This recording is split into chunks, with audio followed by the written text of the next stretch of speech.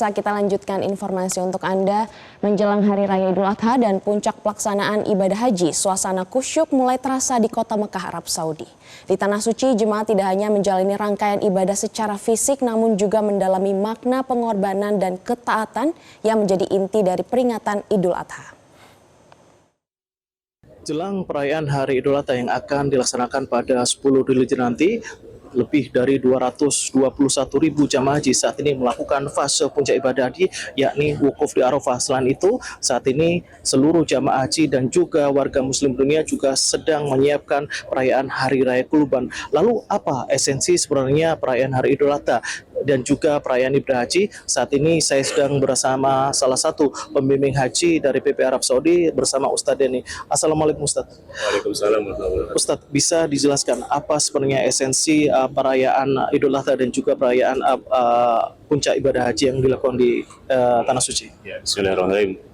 Jadi untuk terkait Idul Adha dan kurban, sesungguhnya ini adalah napak tilas dari perjuangan dari seorang nabi, ya, bernama Nabi Ibrahim, yang hidupnya penuh dengan ujian, dan Allah Subhanahu wa taala katakan bahwa Nabi Ibrahim lolos dengan ujian itu. Dan ujian terberat itu adalah ketika beliau diperintahkan untuk menyembelih putranya, ya, yang bernama Ismail, yang setelah sekian lama dinantikan. Kemudian turunlah perintah itu, tetapi dengan ketulusannya dan keikhlasannya beliau berhasil itu mempersembahkan kurbannya Ismail, yang dengan izin Allah kemudian diganti dengan seekor gibas, ya, atau seekor kambing gitu. Jadi sebetulnya dalam hal ini esensinya adalah bahwa dalam syariat itu ada mengandung dimensi horizontal dan vertikal. Ya, secara vertikal ini adalah membangun hubungan kedekatan, keikhlasan, ketakwaan, kepasrahan kepada Allah Subhanahu wa taala, dan kemudian ada sisi lain, ya, dari kurban itu dimensi horizontalnya itu adalah tentu adalah solidaritas kepada sesama manusia. Ini hikmahnya diantaranya.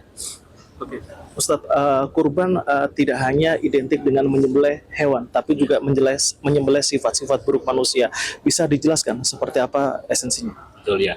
Jadi kurban itu memang kan bahasa Arab, ya, artinya kan seperti dekat gitu, ya. Jadi ketika seorang berkurban sebetulnya dia mendekatkan diri pada Allah Subhanahu wa taala. Jadi ketika dia merasa betul dekat dengan Allah, maka Allah adalah nomor satu gitu. Yang lain tuh tidak ada gitu. Termasuk tadi egoisme, ya, ketamakan, keserakahan dan sebagainya. Jadi dalam hal ini sebetulnya filosofi yang bisa kita ambil adalah kita itu mampu menyembelih, ya, rasa tamak, rasa sombong yang ada pada diri kita. Nah, ini yang harus semakin justru kita mendekat diri pada Allah Subhanahu wa taala. Ustadz, saat ini jemaah haji Indonesia sedang melakukan fase puncak ibadah haji dan masih ada beberapa fase lagi yang harus dilewati. Ada mungkin pesan agar jemaah haji ini bisa melakukan ibadah ini dengan kuat hingga akhir nanti? Ya, baik. Terkait hal itu, ya, kami berpesan kepada seluruh jemaah haji Indonesia khususnya yang saat ini nih berada di puncak haji di Arafah, sementara kita akan melakukan beberapa aktivitas lain, ya, tentu kami berharap masing-masing jemaah haji ini dapat mengatur ritme, ya, ritme kegiatan. Katakan alhamdulillah kita berada dalam tenda sekarang maksimalkan ini 6 jam. 6 jam inti kita ketika zawal terbit, ketika tergelincirnya matahari sampai dengan ghurubus syams nanti sampai menjelang maghrib, itu 6 jam krusial.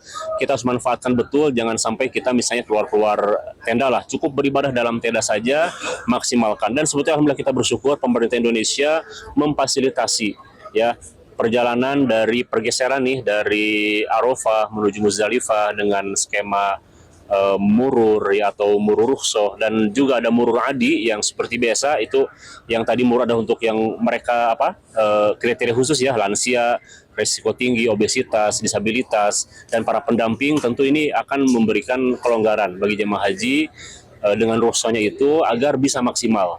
Ya, ini adalah bagian dari upaya pemerintah menjaga tadi hifdun nafs, ya, hifduddin juga, seperti yang tadi disampaikan oleh khotib ketika ceramah wukufnya. Ini tentu kita sama-sama menjaga diri, ya, karena aktivitas di luar juga lumayan panas, ya, saat ini.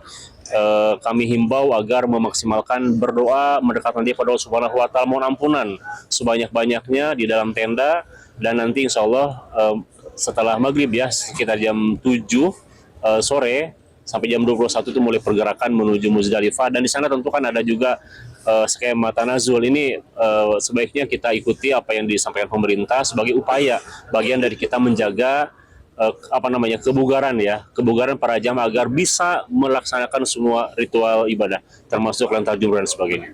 Terima kasih banyak Ustaz. Sama-sama. Semoga keikhlasan dan juga pengorbanan yang menjadi nilai utama dalam Idul Adha bisa menjadi contoh bagi kita semua dan bagi seluruh masyarakat Indonesia. Dari Arab Saudi, Mahmud Fauzi, Metro TV. Jelajahi cara baru mendapatkan informasi. Download Metro TV Extend sekarang.